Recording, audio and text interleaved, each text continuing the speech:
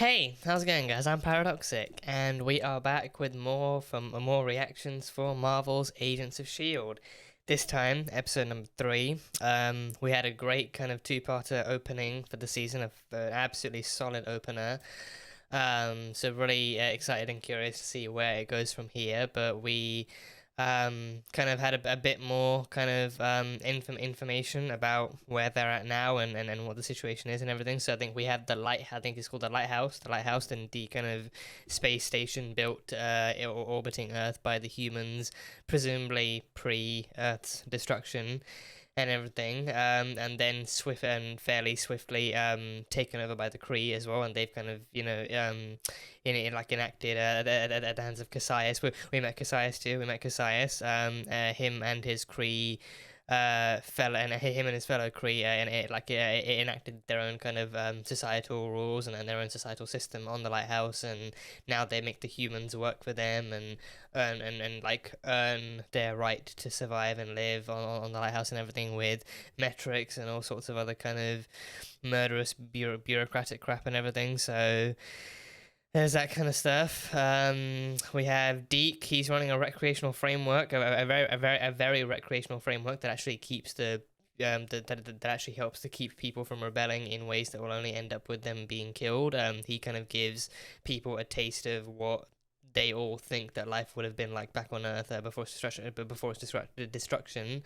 And I think it's actually something I've been thinking about a lot too, because the fact that Deke himself, I mean, not to judge him too much by how he looks, but again, he does look a little bit like he's in his mid-20s at least. Like, he looks between 20 and 30, so like not like old, but still fairly young, like still kind of in perhaps what could be considered his physical kind of prime and everything. So he looks between 20 and 30, and he says that he was born on the lighthouse. So, I think I kind of want to put like a fair amount of time and like a fair kind of lifespan on the lighthouse, and also humans present, humanity's presence on the lighthouse from before he was born. So that way we have like a fair like a generation, maybe two, of humans actually having lived on the lighthouse before he was born. So like actual kind of like proper time spent being on the lighthouse and actually acclimating to that kind of culture, and like not really knowing then. So like generations of people actually being born and being raised and even dying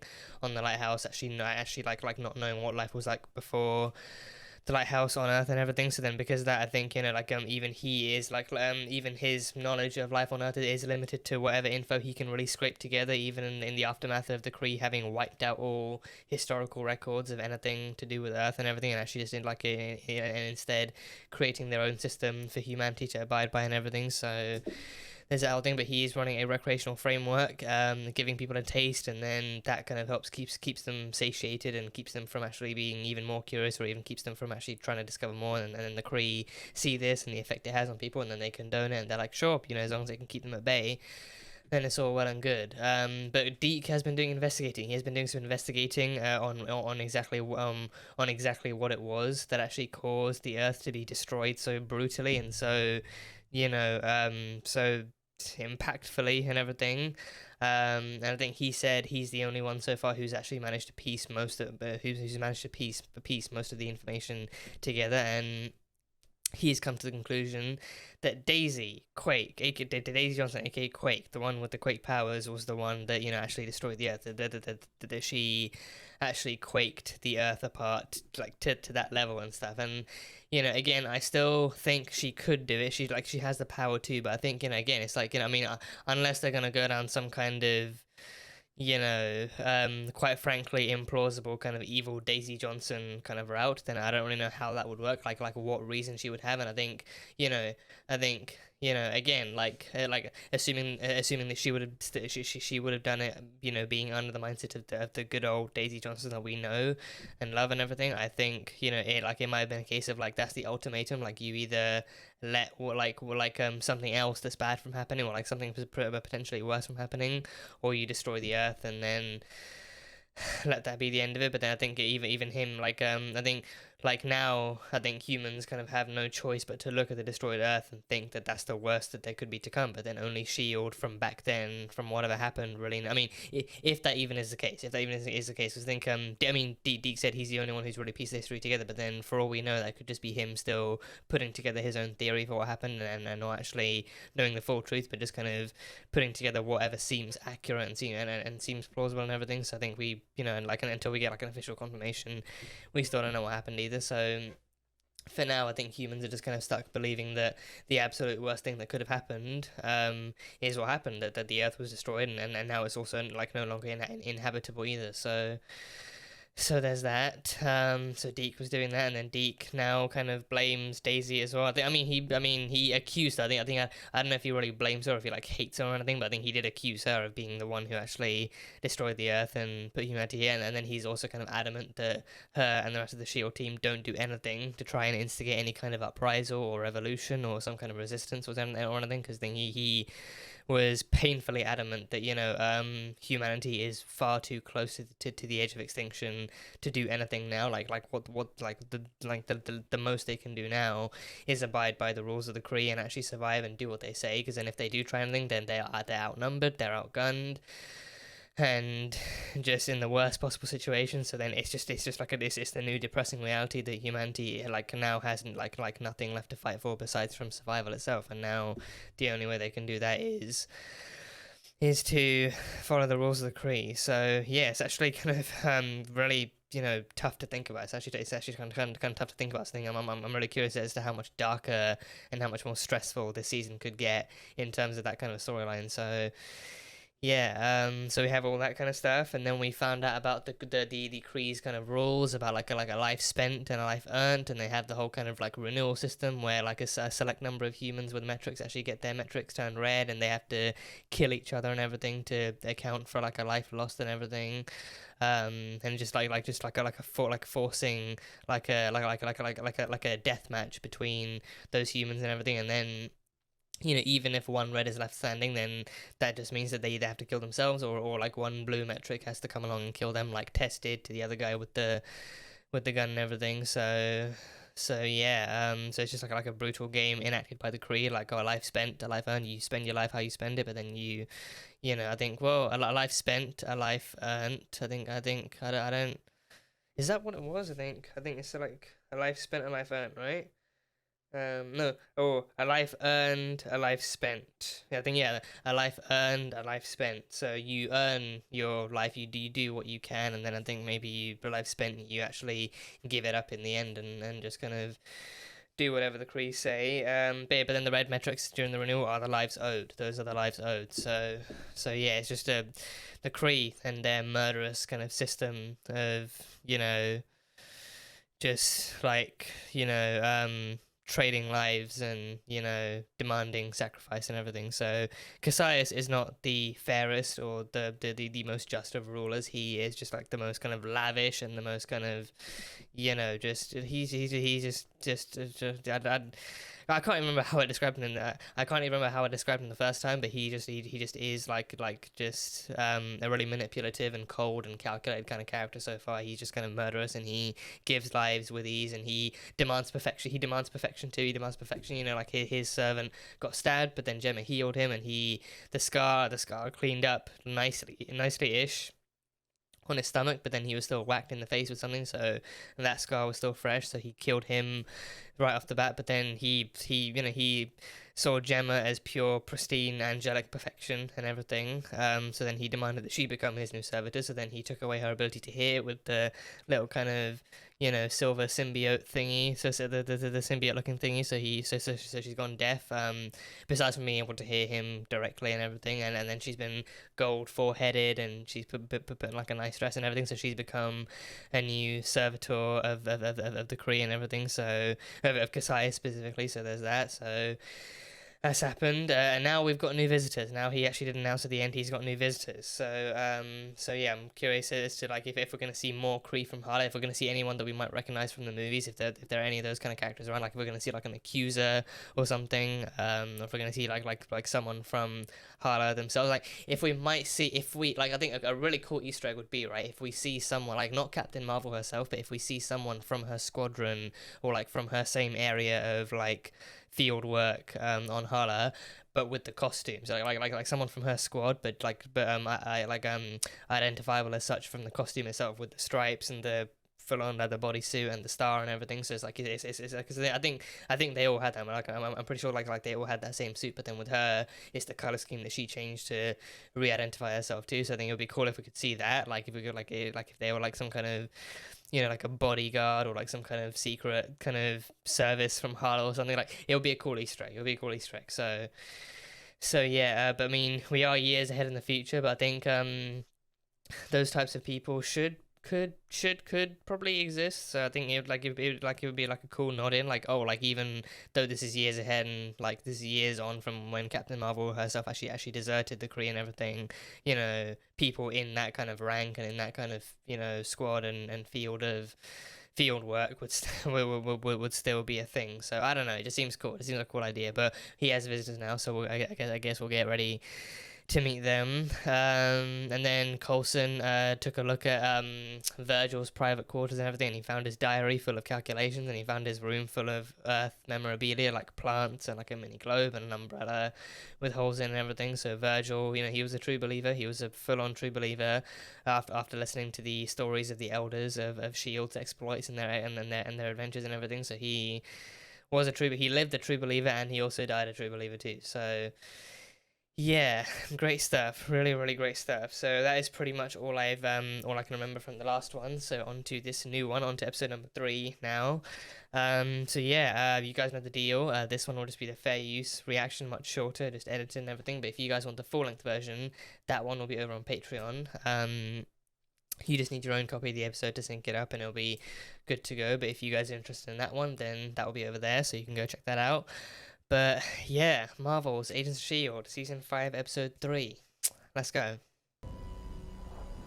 Oh, such a cool opening shot. Oh god,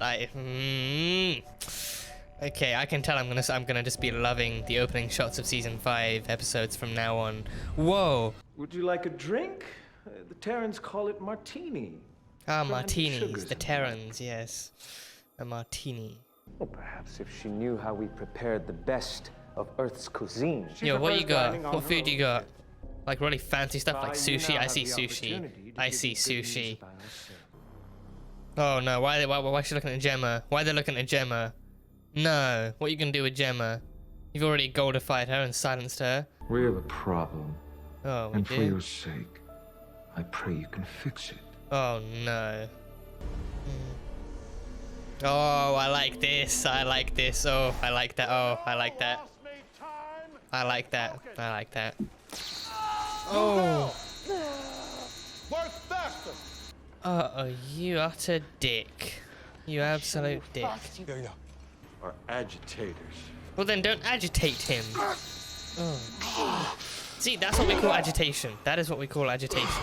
Because planet Earth went from smooth to chunky, and Quake is the one who did it. You have no actual proof of that. Well, actually, not according to the multiverse theory. The what? You probably never heard Wait, of it. what? But in quantum physics, there's a theory. The multiverse theory. For every universe, there are infinite parallel universes. So in my universe, you destroyed the planet. Maybe that just hasn't happened. We're doing the multiverse in Agents of So what S.H.I.E.L.D.? universe did that just happen in? Mine or yours? We're doing the multiverse up in this bitch? Seriously? You need to learn. What did you do to her? She's doing it to herself. That's what all the worst people say. Is she human or is she Kree? How long have you had seizures, Abby? Oh, seizures, okay. I didn't recognize them. You can talk to me, Doctor. Whoa, she phases right through. Have you always? Only since Genesis. She's inhuman. Inhuman. Oh, Yes. okay. Oh god, what's her power? Is it just phasing or? Well, this one kept showing up over and over, this one specific part of Earth. Wisconsin? 616. One of the largest 616. I've been there Yeah, just a Earth ton of dead rock. 616. Maybe he hid like something mainstream that way. I Marvel. don't know, but we have to check it out. I'd rather not go where no one can hear you scream, but We gotta be careful. Very careful, because that dude's We looking gotta for you cover now. our tracks. Yeah. And if there's so much as a hiccup, Oh hell! Oh, the hiccup just arrived. see how you all just got quiet. Yeah, the hiccup just arrived. Oh, this is a hiccup. This is a very hicky hiccup. knowing that they'd be rewarded helped. So the families get rewarded for Terrigenesis? That man. No, Ty's been trying to help me. Are you sure about Teach me that? to control my gift. Travel the galaxy as an ambassador. Oh. It's a dream. But is that really what happens, or is I have to this learn. some kind of bidding thing, like they sell off Inhumans? Please don't tell me they're gonna auction off Inhumans. Sometimes I'm so light, my hand can just pass right through things. And then sometimes I'm as solid as lead. You can control your molecular density. She's like Yeah, but I Kitty, can't Kitty control Pryde it. from X-Men. Everything in me, it just... She's like Kitty It Pryde. tenses up. Yeah. That thing Oh, inhibits the your block. powers. Oh, It she has a helps me. dampener, oh, for fuck's They sake. help me. Oh, the Kree, yeah, they dampen powers. They control you. They control how you see yourself and how you control yourself. You are worthy. Oh, this poor soul. This poor fucking soul. I'll help you. Please save Abby. Please save Abby. Save her. And save her family too. God, fuck these Kree. Fuck them all to intergalactic kingdom come.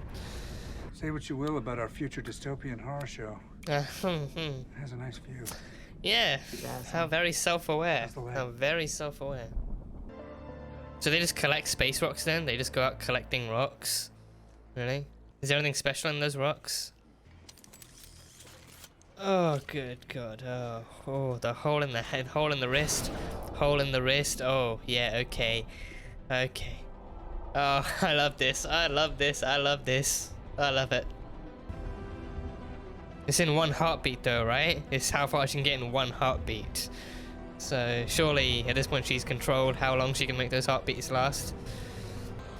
Oh, Daisy's right there waiting to... Oh, that is good. That is good. That is very good. Oh, you are a queen. You are a queen. Virgil would always do this. Oh, yeah, Said he likes comparing seeing what it. Earth will look like when it's fixed.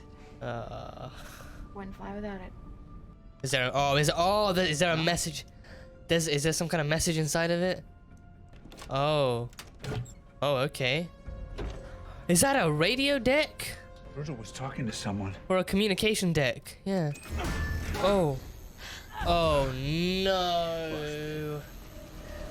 Oh no. You got everyone secured to the wall? That's right. Good. Good. Let's go for a ride. Let's go for a very bumpy ride. There we go. There we go. Yeah, someone step on that remote. Someone step on the remote. Oh, yes, Tess, there we go. Oh, yes, Mac attack. He protect, he attack, and he back. We just attacked a superior. That's a fair point, yeah. We're dead. You can't go back. Or at least Tess can't go back. Yeah. Tess can't go back because she owes a lot more than they do. Yeah. She can like phase through the glass. Oh. Well now she's solid. Whoa, and very strong. Also very strong. Does she I have didn't super? mean to do that. Does she have super That was strength? impressive. Every part in the universe is made of the same thing. Protons, neutrons, electrons. And you know what's between those Science with tiny Simmons. particles? That is, yeah, science with Simmons. Space. Yeah. You can control the space between the stars. The space between the stars. The space between the stars. Imagine it. Yeah. Or could she not just like think of the different states of matter? So like go from fluid to solid and try and control things that way. Oh, she's doing it. Oh, she's doing it. Okay, now just make sure you don't get stuck in there. Make sure your hand doesn't just get stuck in there. Oh, okay, I lost okay. it. It's okay. Okay, well. It takes months to master a talent. I look forward to your performance. Fuck you, Cassius. Just fuck you. You'll do great, Abby. Fingers crossed for you, Abby. You're a rock star. You're gonna make it. Silence. You're gonna. Oh, God. If you pick a fight with the Blues, they are gonna take it out on all of us. That Today's is a- renewal was for 3 people. Tomorrow could be for 30. Death That is a comes pretty easy solid here. point. Why I need to get to Simmons now. You've already destroyed the world once. I am not gonna let you do it again. Oh, jeez. Oh. So there she is. Quake, the destroyer of worlds. Well, hey, you push anyone to their limits and they're gonna push back. That's how nature works. Oh, yeah, just... Good God. Oh, the multiverse thing still, I can't wrap my head around that. That's still insane to think about. How's anything coming from the lifeless rock? Check the other side of it. Maybe swerve around. Check the other side. Could be reflecting. Yeah, I think you're right. Oh, It's only bouncing off of 616. Bouncing off But the, 616. Signal's origin is it's coming from the surface of the Earth. Life on Earth! There's life on Earth! Oh boy, there's life on Earth. There's still life on Earth. Well, you have. Oh, I know her. I know that actress. Yeah. What's happening? Oh, God. Oh, she's not going to tell you anything that you actually need to know, Gemma. Abby, come on, Abby, you've got this. You got this. Fingers crossed. Fingers crossed for Abby, everyone. Fingers crossed. Is she going to be made to fight? Oh, no. Oh, they're going to make her fight. What? This is combat? You'll find within humans looks can be deceiving. Oh, well, Kitty Pryde could fight. Let's just hope Abby... Oh, no. Oh, no. But he has killed 13 opponents in 7 systems. Oh, those are big numbers. Those are pretty big numbers. Well, you know, averagely large numbers. Oh, God. Oh, God, Abby. Just, you know, focus on fluid matter. Focus on fluidity. Oh, no. Oh, God. Focus on fluidity, and you'll phase right through him. Oh, God. Oh, God. Go for his eyes. Go for the eyes or something. Neck, groin, anything, any weak point you can think of.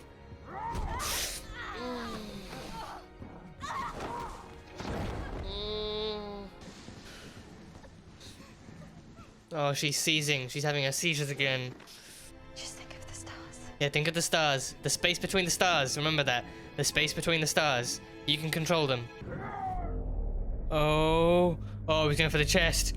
He's going for the chest. Oh, no. Oh, wait, no. Did she super solidify herself? She super solidified. Oh, his bones cracked. I thought it was hers. I thought he was crushing her chest. No, his knuckle cracked. His hand cracked. Okay, I was so terrified for a second. I thought he literally crushed her chest. Oh, yeah, no, solidify now. Oh, there we go. Oh.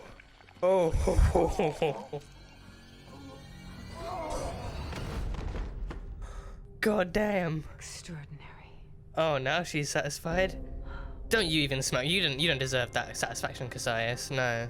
I mean, she did just kill someone, which is the last thing she wanted, but still, she survived. I think that kind of should take some sense of precedence over everything else.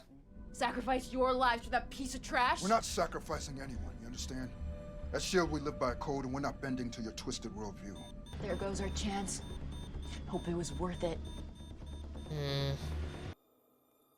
Oh, I guess that's currency. That's Kree currency. A lot of Kree money.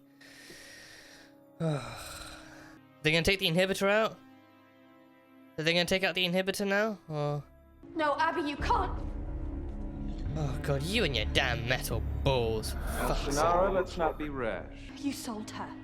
And it's Oh, not for you. it is an auction. They auction off the Inhumans. They auction them off. Wouldn't have fetched such a high price. Oh, they auction them off.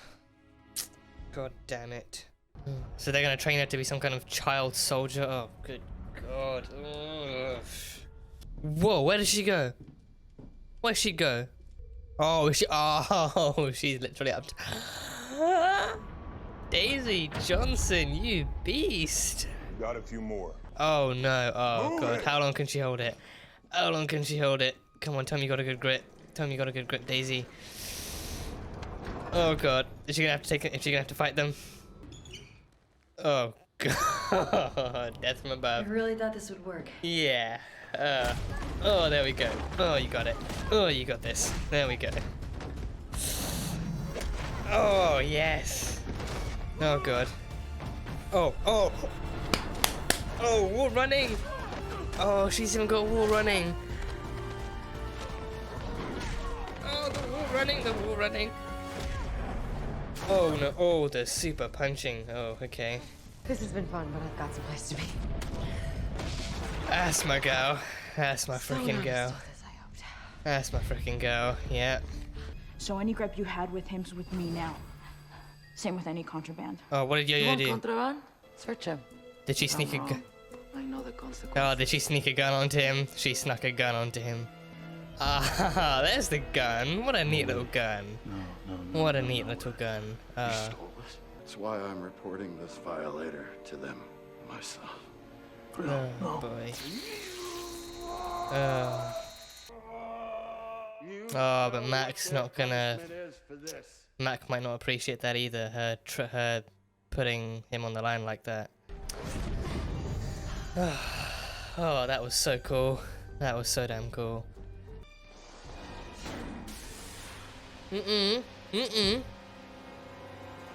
Oh, we're knockout gas. I told you she'd find her way down here.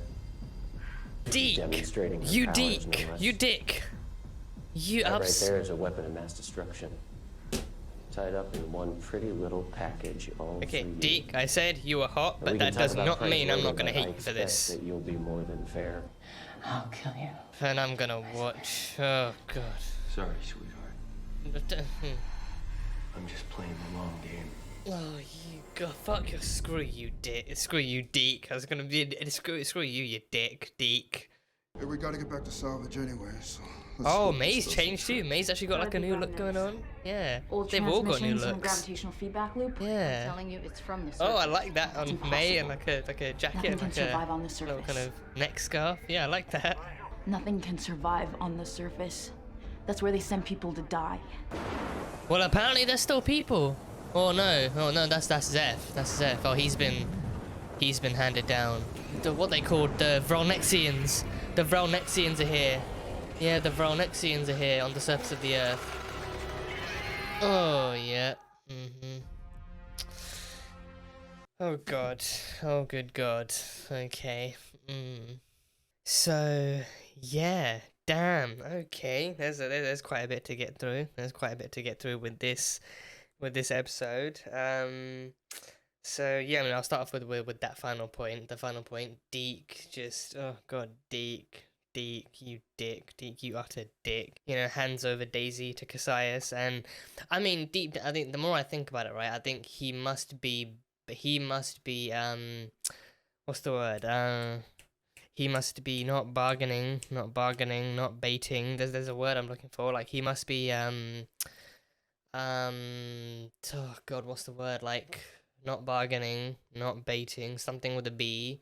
Banking. He must be banking. He must be like he must be banking on her ability to survive and her ability to actually kind of handle herself and talk her way out of situations. Like I think he's spent like a moderately kind of like a moderate and like a moderate enough amount of time with her to know that, you know, she is who she says she is, and like she herself has said that, you know, she like that this is what she does. She gets in and out of places. She is stealthy. She's kind of like she's I think he's also managed to kind of identify that, you know, like that she's good at talking to people and talking her way out of situations too. So because of that, I think that was like his kind of smarter, more calculated move to maybe get her in too. Maybe so then once she gets out, maybe she has some intel for him too. But then of course, I think at first glance it just really looks like, you know, oh, he's full on betraying her. He needs to keep his thing. He needs to keep his end of Lighthouse deals and Lighthouse kind of, you know, business kind of afloat and everything. So he needs to take out, like he needs to take out anyone who might actually threaten that, and then also like threaten the rest of humanity. I think so far he has been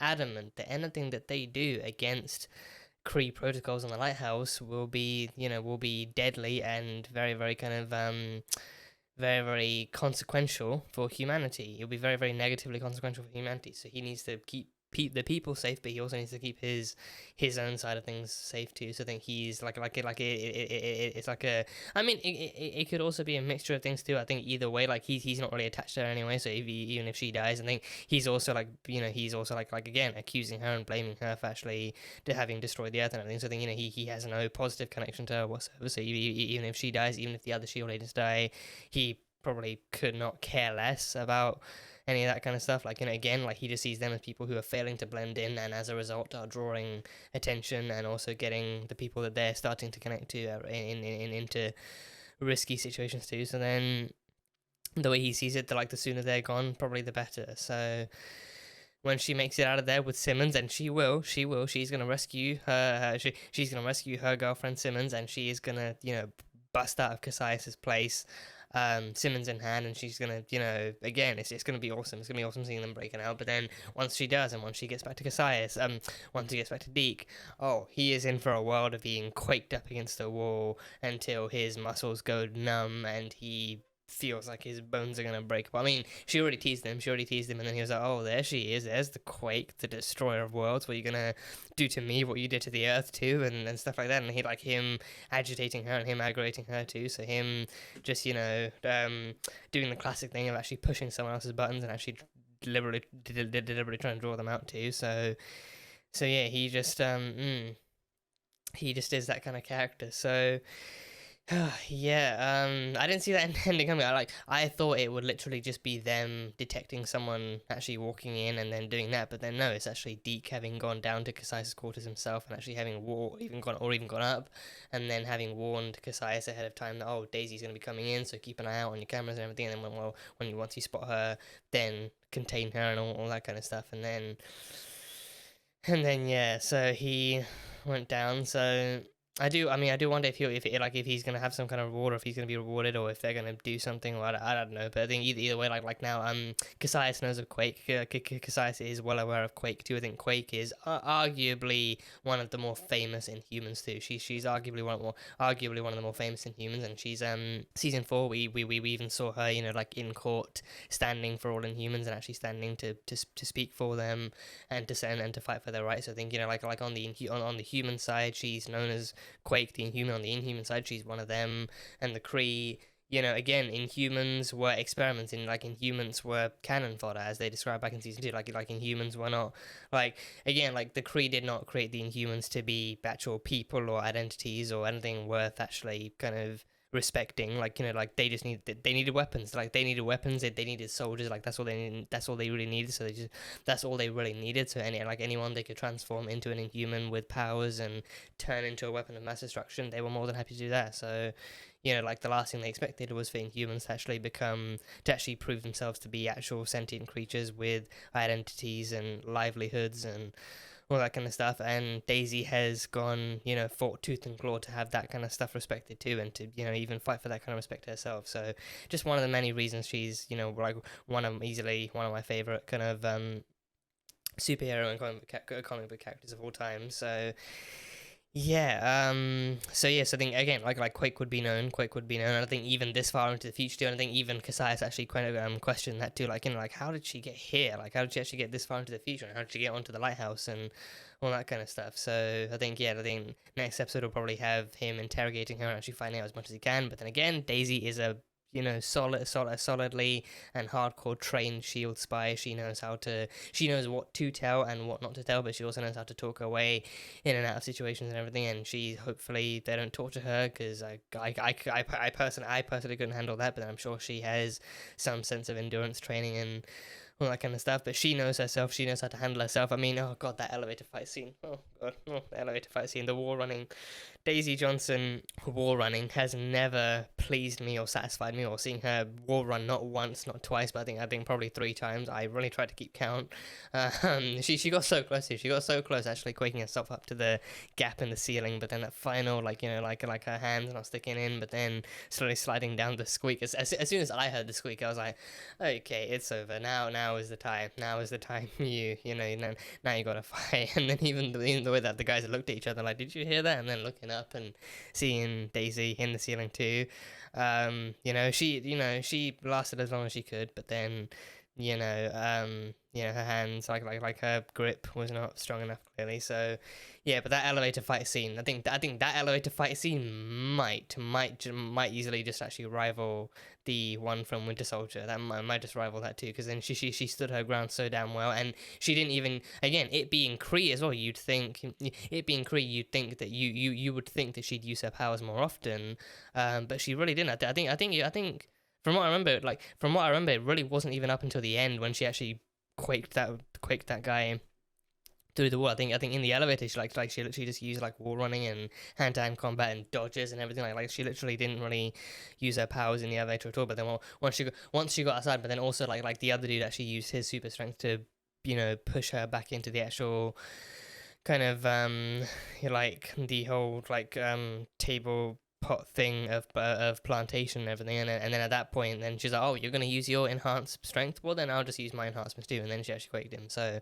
again, Daisy is just that good. And I think over time, it's actually one of the things I've actually come to love about her power usage too, like her combinations, but then also her ability to actually not even need to use her powers. Because I think on the other hand too, I think using those powers would actually draw maybe some energy too. Like maybe it's like, you know, like in it, like to the naked eye, like it could easily just seem like you could just, you know, keep spamming those powers and quake everyone and everything in your sight. But then I feel like in the end, like it could also be very draining, because I think we've seen the effect of her absorbing quakes and her actually having to contain that kind of energy, and that's been very explosive and draining and everything. But then actually constantly releasing quakes too, I think that would be something very, very high in consumption for her. So, you know, her just using the training she's gotten, again, she's flawless. She's flawless. She is flawless. She's absolutely flawless. So yeah.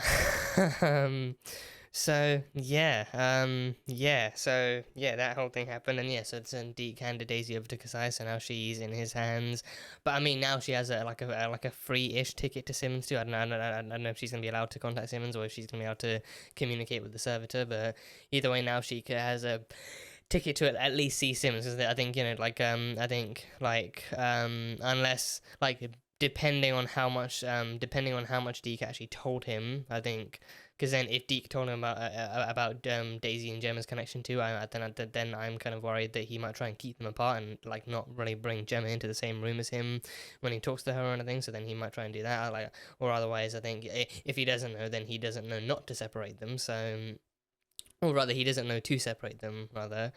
So then that might easily give them like them kind of glancing and spotting each other from across a room and just locking eyes and gazing into each other's eyes for like a few solid minutes and everything, and just kind of like trying to like telepathically communicate and just kind of staring into each other's eyes and everything. So that's gonna be fun. But yeah, now Daisy has a free ticket to Simmons. She has a free ticket to Simmons. So we'll see exactly how that goes. And then Deke, I think, you know, I don't know if he's gonna go back to the rest of them, if he's gonna go back to the rest of the Shield team, because then he's gonna have to tell them that like what happened to Daisy, and I think he can't make up a lie, because then, you know, they might spot it from a mile away too. They may well just spot it from a mile away and actually catch him out telling a lie. So there's that. But yeah, I guess we'll see soon enough. That shot that there was of Daisy and not Daisy, May and Simmons and May like actually boarding the trawler and actually leaving the lighthouse. I think that shot, I think it did show them leaving like a larger chunk of rock and flying out from the side.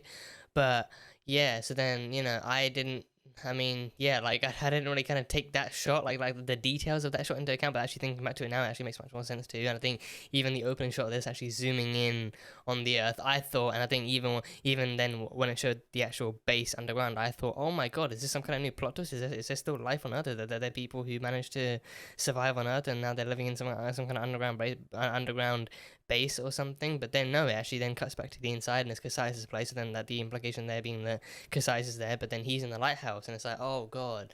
And then I remembered Deke said it was built underground by humans. It was an underground base built by humans. But then you see, I thought when the Earth got quaked apart, maybe the lighthouse would have actually floated off in space too, but then maybe somehow been secured in Earth's orbit. I literally thought that the lighthouse was an actual station orbiting the Earth and stuff. And you know, because then we've also, because in that first same episode, we actually had the shot of them going around going out from under the Earth and around the rocks and around the debris field and still managing to see the Earth. So I think they literally just kind of circled round from like from under the Earth and then actually circled back round to get like a clearer view and everything. So yes, I mean, they are technically still on Earth, like they are in the Earth, like when they're in the lighthouse, they're actually still technically in the Earth. So they're just kind of really deep into the Earth and everything. So I think it was clearly designed before the Earth got quaked apart, and then of course it just about managed to survive and still cling to the Earth, like even with the rest of the planet literally gone and floating in space, like debris and everything, like it still managed to, you know, like it was still kind of secured enough within the Earth's crust that it still kind of got still, which I think it's not necessarily huge either. Like I think even that zoom in shot shows that it's actually not huge. It's in the Earth's crust, but then it's still a small portion. It's not like a giant thing that takes up like 2 or 3 layers of the Earth's crust, but it's still like a base big enough to support the humans left over and everything. So I mean, yeah, so I mean, it could run deeper too. Like from the shot we saw, it could easily run deeper and deeper, and it could easily be like really wide or really long or something. But I don't know. But and yeah, and then there was the rock too, the reflective rock. So I think the rock is called 616. I think as soon as I heard that, because I think even like the subtitles actually said, the subtitles didn't even actually put the numbers in. They literally spelled it out as like SIXONESIX. I think that literally spells out 616, and I still managed to identify that. And even hearing them say it 616. So yeah, I mean, you know, I think at this point, I think even like not even non-comic readers probably might know or will know that, you know, 616 is in the comics the mainstream Marvel universe, like the main kind of primary canon, and then everything outside of that kind of has different numbers. I think in the comics, like the MCU itself, or at least like I don't know, I mean it could be MCU, because I think Brie Larson and Benedict Cumberbatch, to my knowledge, are both mentioned, and also Robert Downey Jr. So like, these are all actors who have been, you know, actually casted in the MCU. So I think it could be MCU specific or even just like movie specific in general. But I think in the comics, like the movie universe like referenced is Earth 1999999. Like I have no idea how many nines there actually are, like 4 or 5 of them. But I think Earth 19999, etc., is actually the actual movie universe. I don't know if that's actually specific to the MCU itself, or if it even actually references like the Fox stuff or the Sony stuff or anything else. But either way, that's the movie universe. And then there's just again multiverse, so it's like a whole different kind of like a literal multitude of different Earths and different versions of the same characters too, and different kind of iterations and stories and stuff like that. So that's really cool. So I think 616 is the actual primary universe too. And I think it reminds me too of Spider-Man Far From Home. Even when Quentin was pretending, was actually Mysterio, when Quentin was Mysterio, he was actually pretending, he was trying to, you know, convince Fury and Hill and Peter in the end too of the ruse that he was from another universe and he was from a different Earth. He called their universe 616. He actually called their universe like Earth Dimension 616, and then that was the first time I actually heard that reference in the movies. And I was like, oh wait, that's really cool. But you know, I was like, even in the moment, I went from like, you know, oh, Earth 616, that's a familiar reference to me. But then I was like, wait, isn't that actually the comics universe? Like that's the actual comic canon universe, which the movies definitely are like inspired from, but they definitely don't follow. So whenever they start labeling all the alternate universes, I think, you know, like accurate numbers and accurate labels should be used, and Earth 616 should be used. But then I'm wondering how he came across that kind of, like, I think if he just got lucky, because it's way too convenient for him to just get lucky. I think he easily could have actually used like a different number, or even actually gone with the Earth 19999 number or something. But then him using 616 too, I think like it seems way too convenient for it to be like a fluke for him, or like a lucky thing, or like for him to just be doing his research. But then it's actually accurate information, but then he's also using that to pass off the idea of it's a multiverse, because like, he doesn't even, you know, whether or not he believes in the multiverse is questionable, but then he's also not even being serious about the multiverse. It's just part of his facade to get his hands on Edith and to actually get his own power and to actually trick everyone else and everything. So then he, you know, like, I think, you know, like it depends on how much he believes in it, but then, you know, kind of makes me wonder like where he would get the information from to actually pass it off that accurately. So that's always kind of stuck around in my mind. But then it's like, you know, it's always been like a cool reference to have. But here we see that like the rock itself, that reflective rock that the signal from the Earth is bouncing off of, is called by Virgil, is called 616. So that was a really cool reference. That was a really cool kind of nod to the comics. So that was really fun.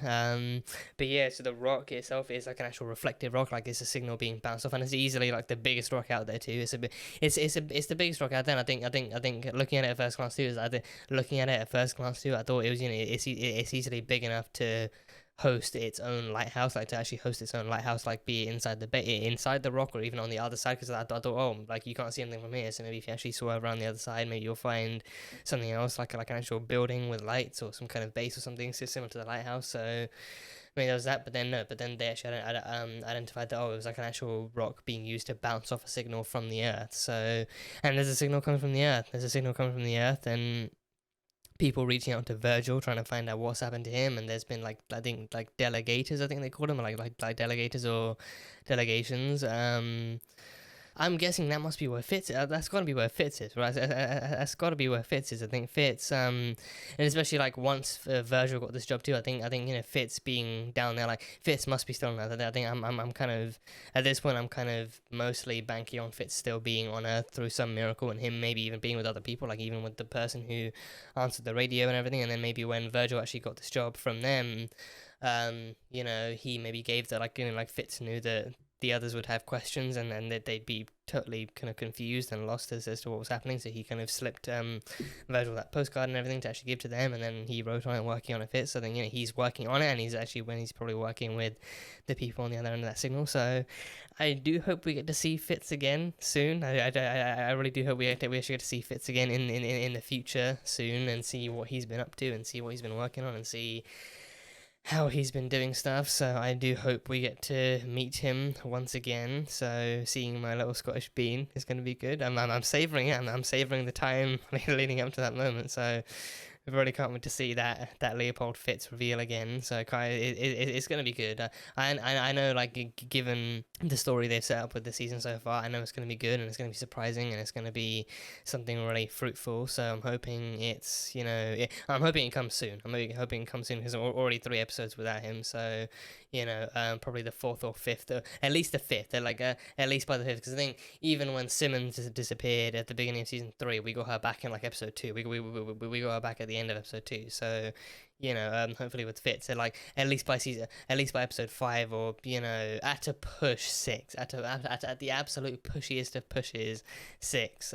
Hopefully we get him back then. But so far the story seems to be going at like a fairly steady pace, and it seems to be exploring things and actually moving things along fairly well. So I have no qualms about that. I have no quarrels about that. I mean, pacing for me with S.H.I.E.L.D. has always been pretty comfortable and pretty, like necessarily fast paced and necessarily slow paced too. So I think it's always been comfortable enough for me. So I have no quarrels so far with this season, and the pace they're going out. So I have trust in them that they'll actually reveal him to me when they're good and ready, and it will be all the more satisfying to see. So yeah, Signal from Earth. So we'll be exploring that soon enough too. Yeah, and then he actually went back onto the trawler and everything. I think May's got a different look. I think time has definitely passed. Time definitely must have passed, because May's got a different look now too. She's got like she's rocking like a bit of like a brown jacket. I can't tell if it's leather, but she's rocking a brown jacket, and she's got like a little bit of a neck scarf and everything. So I think now, as much as they are trying to figure out what's going on, and actually trying to get back to their time if they can, I feel like over time they're slowly coming to the conclusion that they all have to adapt to this new time, and they'll have to adapt with new clothes and new looks and everything. I think Max got like a hoodie of some sort and everything. So I think that they're all kind of slowly changing their looks and changing their aesthetics and everything. So future S.H.I.E.L.D. team, future Agents of S.H.I.E.L.D., the futuristic Agents of S.H.I.E.L.D., I am here for it. I am here for it to see what they're going to look like and how they're going to be. So I'm here for it. So yeah. And then there is a very interesting topic that I feel like we need to talk about, or at least I need to talk about, because this has spawned some thoughts. This has spawned some pretty interesting thoughts in my head almost as soon as it was mentioned. I feel like you might have an idea what I'm talking about. I feel like you might just know what I'm talking about. Deke mentioned the multiverse. He fully name dropped the multiverse, and then he also actually gave like an actual not like a super complex thing, but he gave off like as simplified yet thorough of an explanation he could give, which is like the theory. I think he mentioned like quantum physics, like the theory that like an infinite number of universes exist and everything. I think honestly, like the way I looked up the actual kind of real life definition of it once, but then most of the definitions I've heard of it have been kind of slightly reinterpreted throughout media, like throughout different kind of retellings of it in different kind of superhero things and in different sci-fi stories overall. So I think most of the definitions I've heard have come from actual TV shows and movies. And then I think the one time I think the first couple of times I heard it, I was actually curious about it, and then I actually looked it up online and everything. So I think that the kind of like the common the most common kind of aspect of the theory is that, you know, like an infinite number of universes exist and coexist on the same plane and same place, like, you know, like it's literally just like, you know, the same spot in space, the same place in space, like an infinite number of Earths exist and infinite numbers of planets and stuff orbiting it too. So there's that whole thing, but then it's also like infinite number of universes, but then each of them different from one another too. So in some places I've heard that it's different from origin too, like different, like, you know, like from the Big Bang, like, you know, like an infinite number of universes can all like start off in a different way too, so it can be like different origin story for different Earths. But then in other places I've heard that, you know, it's all to do with possibility. And I think even Marvel's What If too, like that deals with how the multiverse exists because of different choices being made. So it's like, you know, in one universe like Steve gets a serum, but then in another universe the choice is flipped and then Peggy gets one. So then everything up until then rolls the exact same way, but then one choice is what creates like another branched kind of alternate reality. So I think that's always kind of gotten me wondering, like, you know, like if which term is more applicable, like if it's alternate universe or alternate timeline. Because I think alternate universe to me alternate universe kind of feels more like it would be like another universe with pretty much everything being different and pretty much everything being like recognizably different. But then like an alternate timeline just seems like, you know, alternate timeline definitely kind of seems more like, you know, everything like, you know, like two timelines running in exactly the same way, but then one choice again runs differently, and then that kind of diverges and actually splits off and forms different parts. I think that one seems more like an alternate timeline, but then like an alternate universe, I think besides from maybe origins and maybe just like besides from just how different things are from the get-go, I don't know how else it might be different, or maybe if like people still kind of use the terms interchangeably because it's still like a different universe. Like you're still hopping dimensions when you actually do it, but then timelines stuff, like I think timelines would still, I don't know, like that kind of feels like maybe it would also kind of count as time travel too. But yeah, I don't know, but either way, I think that is the kind of base kind of like definition of the multiverse theory too. The multiverse easily, like for me, like one of the coolest interpretations of world exploration in kind of the sci-fi genre and everything. I just love the idea of the multiverse so much. It's just so cool. Could it be possible then that they literally have actually also been sent into another universe too, like actually transported through space into another universe, but then through time into the future too? But then that makes you wonder, right? Like, so then the original Agents of S.H.I.E.L.D. universe as we know it is fine and the Earth is intact, but then in this alternate universe, Deke is around and then maybe the Earth is destroyed too. So I don't know. It's just, I mean, admittedly, when you think about it, your brain can get a bit choppy and it can actually be kind of like semi-complicated to actually get your head around. But then, because the more you think about it, the more different details you got to factor into it to try and make it make sense. And the more that happens, the more you probably eventually end up giving yourself a headache. And I have no aspirins or ibuprofens around me. I just have a nearly empty bottle of water to, you know, keep me to keep me sane. So I don't know, but yes, I think he claimed in this universe Quake destroyed the Earth. So I think that then means that in this universe the Agents of S.H.I.E.L.D. did still exist, but then yeah, I don't know. I don't know what the exact implications of that sentence would be. Like, in my universe, Quake destroyed the Earth. So then, is it in his universe that Agents of S.H.I.E.L.D. still existed? So then, what's happened to them? Like, are they still around? Like I think they're going to be like doppelgangers running around, or are they going to be like, you know, different versions of them? I think maybe the S.H.I.E.L.D. team of this universe is still on Earth. Maybe the S.H.I.E.L.D. team of this universe is still on Earth, but then, oh god, maybe, I don't know, if there are S.H.I.E.L.D. doppelgangers, then would they know about the S.H.I.E.L.D. from another universe coming in? Maybe, would they know about the S.H.I.E.L.D. team from like another universe coming in, and maybe they set up the mission, maybe they knew about it, and maybe they set up the mission to actually try and meet and greet these S.H.I.E.L.D. agents from another universe. So maybe they actually set out that mission. So maybe they're the ones. So, okay. So then, are we still gonna meet our Fitz? Or is it gonna be like completely different Fitz? Oh god, is it gonna be?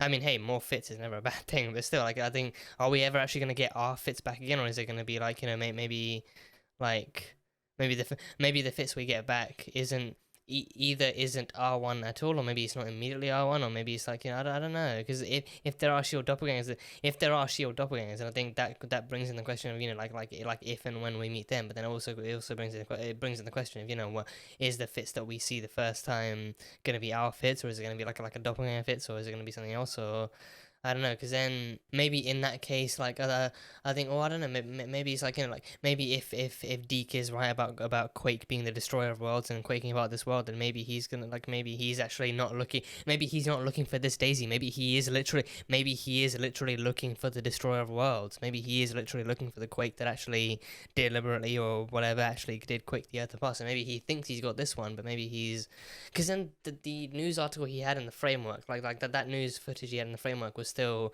I think that one was still from our Earth. That one was still from Earth. Like, I don't know. We're trying. They haven't even begun labeling it, so I'm not even gonna bother. But from the Earth that we know from season 1 to 4. Let me just put it that way. From the Earth from season 1 to 4.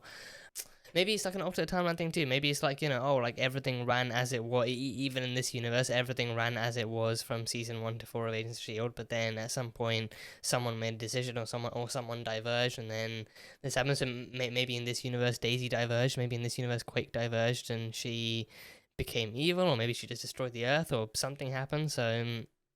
So the destroyer of worlds Quake that Deke is looking for does exist, but it's just not this one. But then she still wears the same face and has the exact same powers. So he's letting his anger towards her get in the way of actually correctly identifying the Daisy he wants. So yeah, again, this could all be bullshit. This could all be utter bullshit. Now that it might not end up being true at all. But again, my mind wanders, and there's all this stuff. So yeah. I don't know. I guess, I mean, obviously, it goes without saying, we're not meant to figure everything out now. We're obviously not meant to have all the details now. Like, there's a reason. Like, it's a story, it's storytelling. They give you the details as they go along. So, as the episodes continue along, they will obviously give us more and more information, and things will start to piece together. But then again, inquisitive minds exist, and mine is one of them. So I'm kind of, naturally kind of curious, and in this case, in this case, being curious about this kind of subject just kind of naturally kind of makes me stop and think, and then kind of cringe a little as my head hurts, and then try and come up with the various details. But then again, something, and also like my problem is I think too far ahead. I actually end up thinking too far ahead. Like, okay, what could this mean? So then what could that mean? So then what could that mean? I actually end up either coming up with theories to spoil myself, or either just coming up with theories that end up being utter crap. So last episode I mentioned how now S.H.I.E.L.D. traveling into the future, like S.H.I.E.L.D. pushing the entire team to into the future, and actually kind of next to abandoning the present day storyline too. Like, now it kind of gives them a bit more leeway and a bit more freedom from actually clinging to the main MCU events and the main MCU story and tying into those and referencing those. But now if they're doing multiverse stuff, now for one thing, that really gives them freedom to get a bit more creative and to do a lot of their own stuff, and to be free from the MCU's kind of non-reciprocated and non-respectful kind of confines and everything. No shade whatsoever, no shade. It does that, and then it also gives them a lot more leeway to actually be more creative with their stories, and to actually be like the multiverse and Agents of S.H.I.E.L.D. Oh my god, that would be so fun to explore. That would be so fun. I feel like maybe with the rights too, because I think because I feel like, because I mean, the movie is already doing pretty big things with the characters they have, and the multiverse and everything. So I think I'm kind of like, I'm cautious about just what kind of characters and how many characters they could really use with their own version of the multiverse, and what they could do with it too. No like lack of confidence or faith in their ability to pull it off in like an enjoyable, creative and fun way, but it's definitely it definitely seems like a more intentional teaser for bigger things to come. So it's preparing you for now, so you start thinking about it, and then by the time it actually comes, things actually start to make more sense and things get more believable. But I think even then, it's like, this is proof that Agents of Shield actually approached like at least approached the multiverse story and the multiverse lore of the Marvel universe before the MCU ever did. So you can be excited for No Way Home and Multiverse of Madness all you want, and you should be. They're equally good and equally important and equally kind of special movies. Like you definitely can. I mean, that was not any kind of shady sarcasm from me at all. You definitely can and should be excited for those movies in terms of what the MCU is going to be like going forward. But you can be excited for those movies too. But then also just remember, here and now, Agents of Shield also did it, and then they did it first too. They actually did it first. I think. Well, kind of, I guess, because the multiverse was still referenced by the Ancient One in Doctor Strange 1, which came out before this season did, because Doctor Strange actually was happening at the same time as season 4, so I think that then would have definitely, and season 4, but at least part of season 4 was about connecting to Doctor Strange and like the world of magic and mysticism and all that kind of stuff, so technically it would have happened there first, but still, even then it works. Even then, it works the same way too. Like even in Doctor Strange, it was only it was a fleeting reference. Even in Doctor Strange, it was a fleeting reference with other tidbits tied in to try and make you feel familiar. And then even now with this one, it's just like 3 episodes in, we have our first reference. So there's that, but yeah, they did it first, I think. But I feel like perhaps in terms of exploration, because season 5, like the season would definitely still be going to. I think in terms of exploration, and even now, like Doctor Strange, that came out in 2016 or 2017, like that came out after Civil War. So I think that must have come out like 16 or 17. So even then, we're not getting like an actual multiversal movie. Or multiversal storylines as a whole until Phase 4, which is now 2021, which is now 2021, which is years later. So but then back then, season 5 came straight after season 4, which would have been in 2017. So again, assuming they do take the time to explore the multiverse in this season, Shield kind of did it first. So just a really cool and interesting fact to keep in mind when you're appreciating all of these stories equally and fairly so. So yeah, damn, oh god, I really can't wait if they're really doing multiverse in this season. I thought having future stuff with the destroyed Earth and horror elements and mystery to the season opener alone was going to be a big thing. But now, if you're telling me we get the Shield team in space exploring the multiverse, just I don't know if I can be any more signed up for this season than I already am. But still, sign me the fuck up. Sign me the utter fuck up. Sign me the absolute hell up. So. Yeah, God, I'm so ready for this season. I'm so ready for it. So yeah, there was that. But yeah, Zeph, as soon as he caught them with the radio, it was all busted. It was all over. And stuff. So yeah, and so then Mac. Yeah, Mac. I get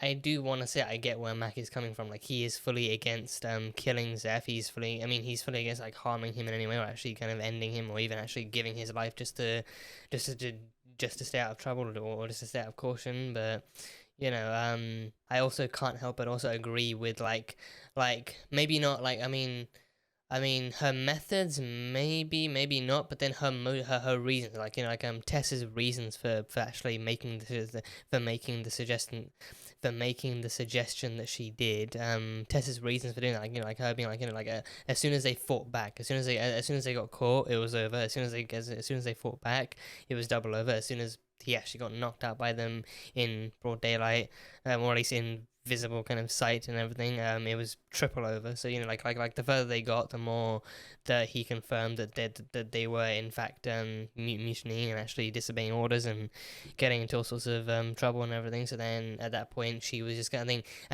just kind of became clear that they obviously can't go back, because then will get punished, and brutally so. So then Tess, in desperation, kind of comes up with the idea of how about we keep him permanently unconscious. And I think I didn't even immediately think of death. I thought she literally meant either either comatosing him. I think I think comatosing. I think either putting him in some kind of a coma so that he never wakes up, or just like I literally thought for a split second I thought she literally just meant like, you know, oh, every time he wakes up, just knock him back out again. So like actually just, you know, like actually have someone be on watch to see if he wakes up, and then if he does, then like have Mac actually punch his lights back out again, so he literally doesn't wake up, and he's like, you know, he blacks out from the moment he catches them, but then he doesn't actually get back up again until they actually get back to the thing. So yeah, but then no, she actually meant more kind of permanent, more kind of, you know, even further kind of reaches to actually go forward, which is actually killing him, actually dumping the load and dumping him along within, actually. But yeah, he was against killing Zeph the entire time, and, you know, like his reasoning also being, I think, on the one hand, his thing being like, you know, he doesn't really, I mean, he has killed before. He killed a Kree 2 episodes ago. He's killed Kree. He's killed other people. He's had a shotgun axe for like for 2 seasons of the show so far, and I think, I mean, I personally am not banking on or counting on that shotgun using rubber bullets or anything non-lethal. Like, I think I mean it's meant to be like an actual offensive, mostly offensive, also defensive kind of weapon. So I mean I'm not really kind of counting on that like shotgun using anything other than actual shotgun shells and shotgun rounds and everything. So, you know, but I think it's also the fact that, you know, like I think he uses that in hostile situations where he knows that person is going to kill him, and he knows that, you know, he's going up against people who will not hesitate to try and kill him, so he uses that as the actual defense that he has. But then with Zeph, it's like, you know, again, taking him back. I mean, I think it's perfectly clear to anyone in, like, to everyone in that situation, and everyone on that trawler, that, you know, like, if they go back with Zeph, like, he's everything that Tess feared would happen, and everything that they anticipated would happen happened, and then, you know, that was where the twist came in. Like in the end, you know, contraband of course is one of the big kind of crimes and one of the big no-nos of the lighthouse, and of course Grill's section of the lighthouse too. So I think, you know, like Zeph, I think, you know, he so Yo-Yo actually snuck a gun to Zeph's inside jacket pocket and everything, so that way she could frame him as having stolen a gun and actually having carried it around with him, and actually being present as a human with a gun, because humans are not meant to have guns or weapons on them, because they're obviously not meant to fight back. So then that becomes a problem too. So yeah, he didn't kill Zeph. I thought he would actually kill him right there and then. I thought he'd either tase him to death, or he'd actually end up actually using the gun on him to punish him or something. But then no, he said, you know, oh, instead I'm gonna actually hand you over to Cassius myself, and,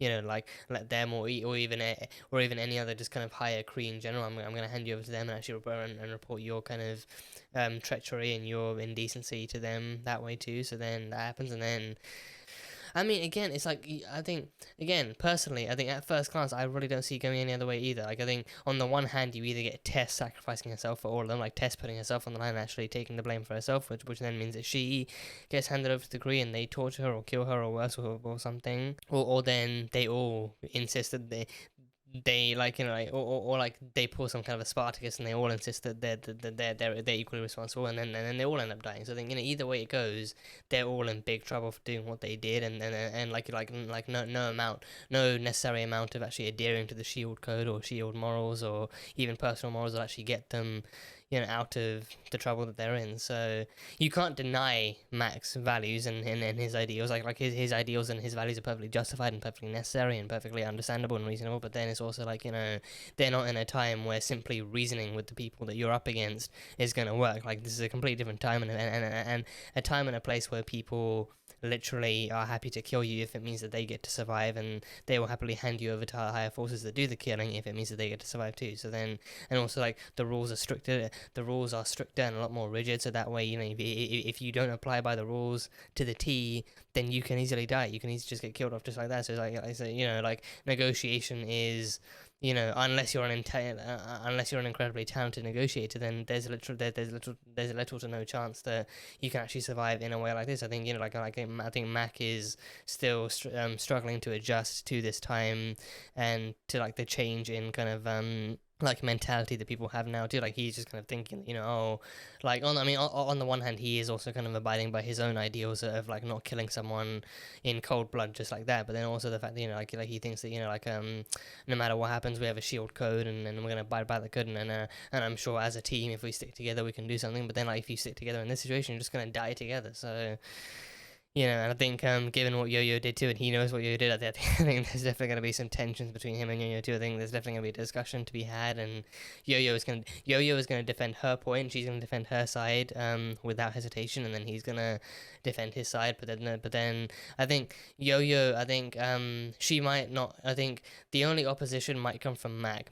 I think Mac being the one to realize what she did, and actually to actually realize the severity of what she did too. Like he might be the only one to oppose her and try and actually berate her, or he might try and not scold her, but he might try and actually chastise her for doing what she did. But then Yo-Yo might likely won't do the same to him.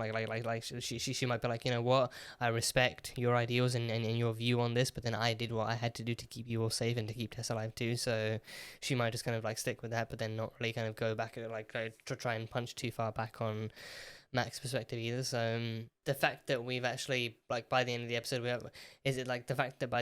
we've gone far enough where they're changing their clothes kind of also shows just how long they've been there and how much they've acclimated to this new base and to this new setting and everything. So I think that alone is like a good enough sign that over time even their minds and bodies actually adapt to this new area and to this new setting, and then they actually kind of come to terms with how they have to be and how they have to work and how they have to think and operate in order to survive and everything. So it's a good enough sign.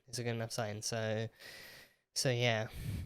God, yeah, just science with Simmons. I would totally sign up for that. I would. That is a class, you know. Even if it's especially like an online class or something like. I swear to God, if you just give me a minute, I can actually talk properly. Sorry, if you give me a minute, I can actually talk properly. Even if it was an online class that you could do from home or something, then I would totally sign up for that too. So. Yeah, but science with Simmons, you know, I think especially I think the writing and the acting too, I think is what really pulls it off. The writing is simple enough that that she can go on into like a whole monologue about it too, and then of course the acting too, Elizabeth herself delivering those lines and actually delivering them in a way that's engaging and fun to listen to and hear and stuff in ways that you can understand. And I think it's also the whole kind of stardust and energy and everything being made up of the same thing and energy traveling and controlling that kind of thing, like those are elements and different kind of scientific kind of things that she's actually mentioned before. So I think there's like a sense of familiarity with that kind of content too. So again, science with Simmons, or even science with Fitzsimmons. I think science with Simmons. I don't know what it would be for Fitz. Like engineering with Fitz just doesn't really have the same kind of ring to it. Engineering with Fitz doesn't have the same ring to it. I think like fun with Fitz, I think that can that can be interpreted in a bunch of different ways. I feel like that can be interpreted in quite a few different ways. Fun with Fitz. I'm sure there are many people who would be up for fun with Fitz. I'm pretty sure there are many people who would be up for fun with Fitz, but I feel like it could be interpreted in more ways than one. But science with Simmons has a nice ring to it, but then Fitz, I don't know any technological words starting with F, or engineering with Fitz, or I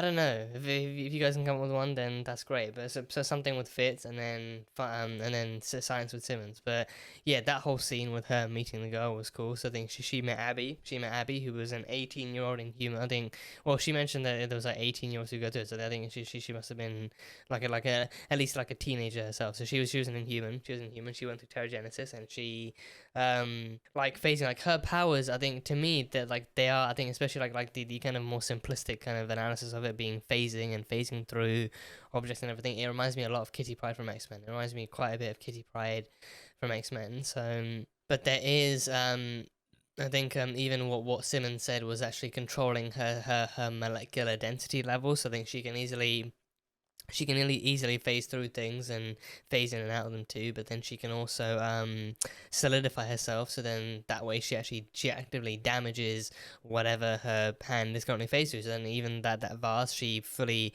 exploded out.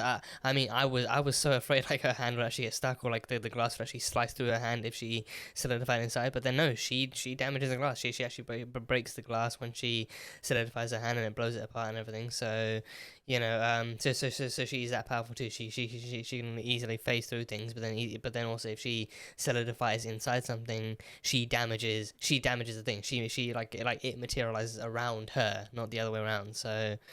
So yeah, so that's pretty cool. And then I think she also has seizures too. So I don't know if the seizures were actually connected to her powers, or if they were like some kind of symptom of like anxiety, or some kind of symptom of some kind of trauma, or some other kind of medical condition she had. Because I think it's clear that she's also just been manipulated and abused by that other Kree guy who was controlling her and actually kind of like prepping her to be auctioned off and everything. So it's clear that she hasn't really been treated too well with these powers, and just has been kind of expected to do the best with little to no understanding or training of her powers. So seizures, I think the seizures also, like, seizures I've usually seen are also like all consuming, like all what's the word, like all encompassing of the body too. Like usually when I've seen someone have a seizure, it's usually like their whole body goes into shock and they just can't actually move or respond or anything. But then with Abby, it's like, she could still kind of respond, but then she still had to actually ease her way down from actually being that way too. So I think with her, I don't know if it's just maybe not that bad for her, or maybe if she just has better control over it because of her powers or something. But either way, she has seizures, so not the best thing in the world. So she has those powers. She can control her density. I think I was wondering, like, maybe, I mean, of course, Gemma's version worked way better than mine ever could.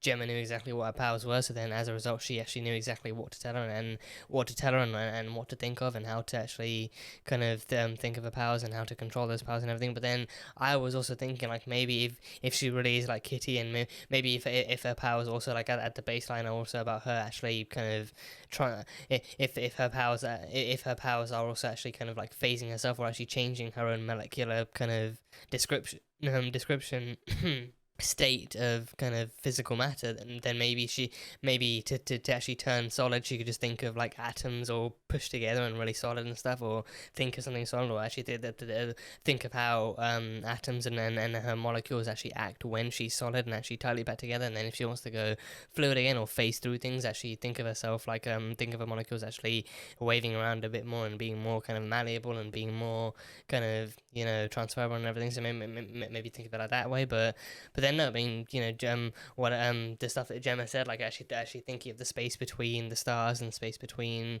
all that kind of stuff, and thinking about stars and how she's made up of them, and how she's actually made up of the same molecules. Even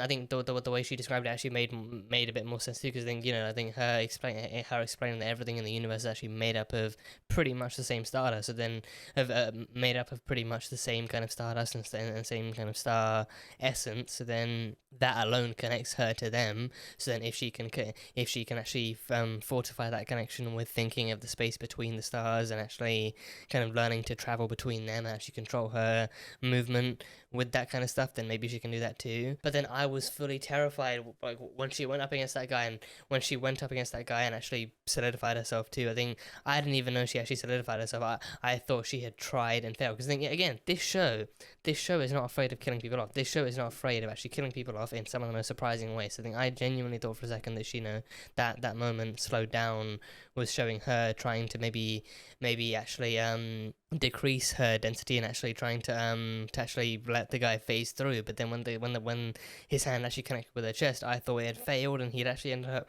crushing her chest, and he was going to break her bones, and maybe bone shrapnel was going to get sent into her heart or something. I thought she was going to die. I literally thought he was actually going to end up killing her, and it actually failed and her plan worked, and then the training wasn't enough, and I was fully ready to fucking break down and everything.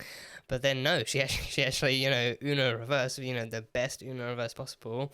She super solidified herself to the point where the guy actually broke his own knuckles against her chest. So that is some top-notch shit. That is actually some top-notch stuff. So yeah, so she super solidified herself to actually break the guy's knuckles and break his hand against her chest, and that way he suffered more damage too. So then that happened. And then then afterwards, I think the killing shot was also like her actually phasing her hand through him and then solidifying it to the point where his to the point where his flesh and his organs and stuff were actually deteriorated by her hand being in him, and then he slowly walks away from her, and then he actually ends up having like a giant hole in his body, impaled, like created from her arm and everything. So that was a cool kill shot. But then again, I think also like that final shot actually had like a nice enough parallel to the fact that, you know, she's just a kid. And now she's apparently killed someone with her powers for the first time, which is the last thing she wants. So, you know, I think the whole context behind that scene also is just like super disturbing too. Like the fact that, you know, like it's not until the last minute that even Gemma finds out that, oh, it's actually not just the presentation of her powers, but then also like how good her powers are in combat. Like, you know, like Lady Barsha actually brings along her finest warrior to actually, or at least one of her finest warriors to actually fight Abby, and then Abby has no idea until the last minute she has no idea until the last minute that she's actually meant to fight this guy. So then that's like a huge kind of like flip of the tables for her too. So then she's not in any way combat trained or combat ready, especially not and especially not with her powers either. So, you know, she takes a few very, very hard to watch hits, and she's just thrown around like a rag doll, and she's just kind of constantly bruised and battered and stuff like that. And then one final kind of reminder from Gemma to actually think of the space between the stars, and then after that she, you know, reactivates her powers, and she actually uses them against him, and then she actually wins and everything. But then again, victory for her is killing someone. So she's now just killed someone for the first time, which I think is understandably like a very, very shocking thing for her to do. But then of course the fact that she can kill someone, and the fact that she did kill someone, and even the fact that she actually managed to kill Lady Barsha's greatest warrior kind of shows that she's actually like an ideal candidate for war. So then that really does make me wonder, like, is Abby going into some kind of a squadron of child soldiers? Like, is, because she was sold off. It was essentially prepping her to be auctioned off as an Inhuman too. Like her family gets rewarded. So I think, you know, I think, you know, Ty gets the money, and he probably kind of hands the money or even a cut of it down to her family, if he even does that. And then she gets carted off to Lady Barsha's services. I think I'm really worried and cautious that you know, like she might be running some kind of Inhuman child soldier kind of program or something, which is just going to be the darkest fucking thing. But because then again, it's like she mentioned now how other 18-year-olds also go through the same thing too. So I think that just kind of screams like child trafficking or child soldier kind of brainwashing or something. So then maybe like kids with powers too would be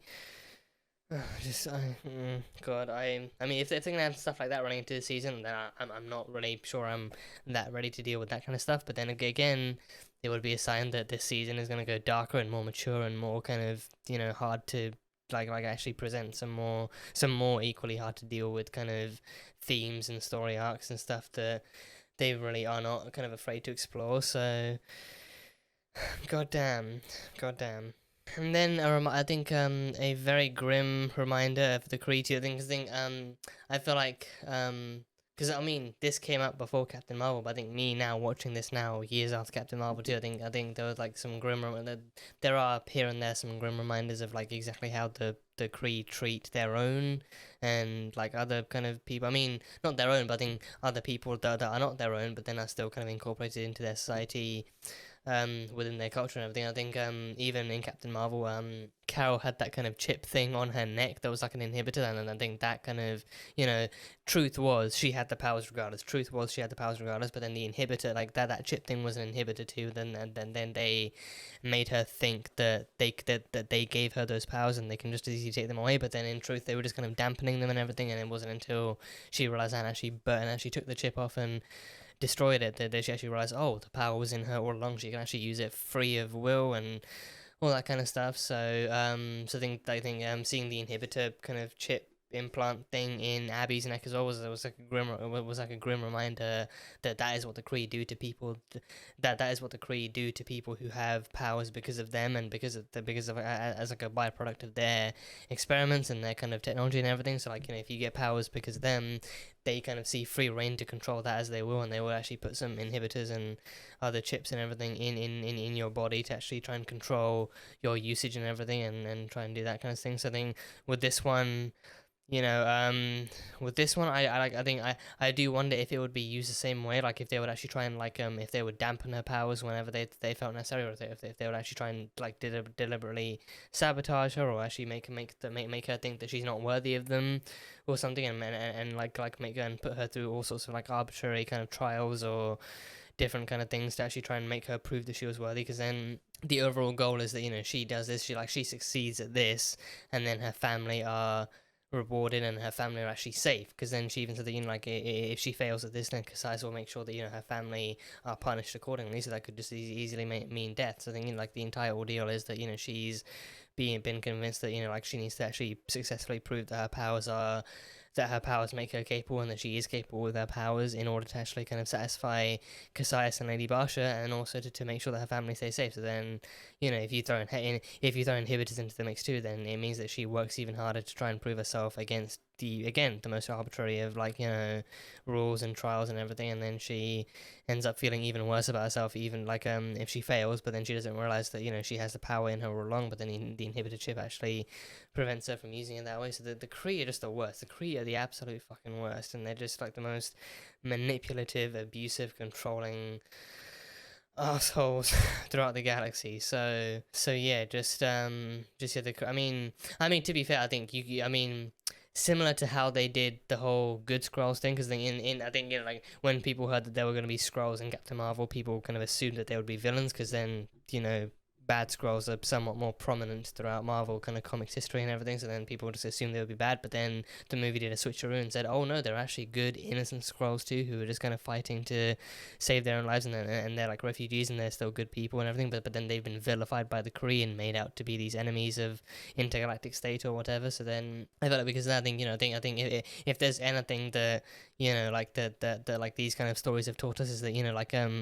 villainy and everything is still like a grey area. So I think, you know, I think just as we've been shown the good Skrulls first, as opposed to the bad ones first, I think the chances are here we're being shown the bad ones, the bad Kree first, and then there are actually maybe good Kree out there too, who are actually more in line with the idea of freedom of power usage, and freedom and like freedom along with Carol and Abby too. So maybe at some point down the line we actually get to meet some good Kree too. So the thing is, you know, I'm 3 episodes in, and I'm already tired of meeting and seeing all these kind of bad, abusive, controlling Kree. So I'm really kind of in the mood to meet some nice, friendly, freedom kind of believing Kree. So yeah, but Abby won, and her sum was hefty. She got paid and rewarded heftily, so now I think she's gonna now go off and join Lady Barsha's kind of order or something. So yeah, that happened. But you know what? I'm really glad and happy with the way that the relationship between her and Simmons, however brief, actually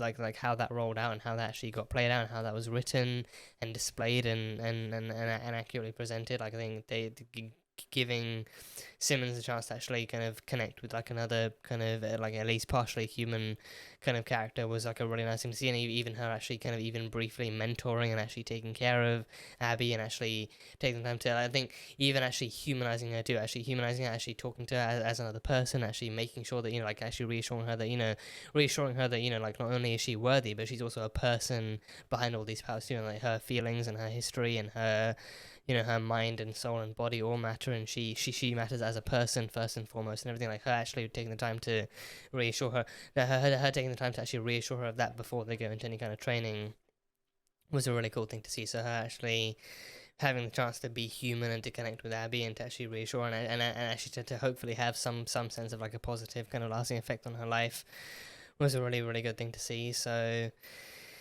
yeah, that was Abby. So yeah, Inhuman auctions. They're auctioning Inhumans. They're testing, and then they're manipulating, and then testing, and like, you know, making Inhumans perform for them in battle, and then they're auctioning them off to Lady Barsha and whoever else might be interested in buying them. So again, the worst. And also, like, another little tidbit I wanted to mention too was Virgil's sort of globe thing, like his mini globe thing. I mean, in the end, it did pay off as an actual story progression thing, with the whole kind of little kind of knob in the thing, and like it being like a key to his little secret radio transmitter and everything. So it did work. It did pan out that way. But then, even without that, I just kind of loved that idea too. Like him actually, every time they came out with the trawler to actually collect all these rocks and view the broken Earth and everything. Like every time they came out, like I think for him it was almost like a superstition, like Tess said. But then even even without the whole kind of key being inside it, I think I just like there's just something really almost nostalgic,